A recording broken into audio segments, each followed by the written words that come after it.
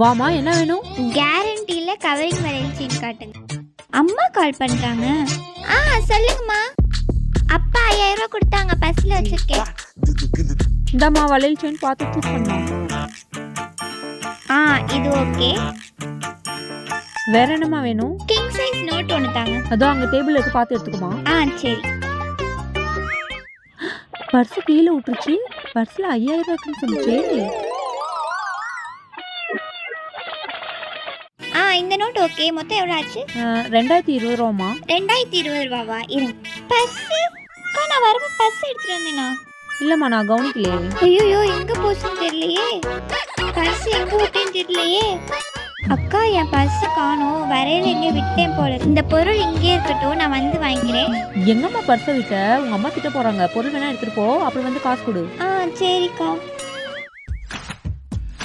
அந்த பொண்ணு போயிடுச்சு. பர்ஸை திறந்து பார்ப்போம். எப்படி பர்ஸா இருக்குது? எல்லாமே பிளானா?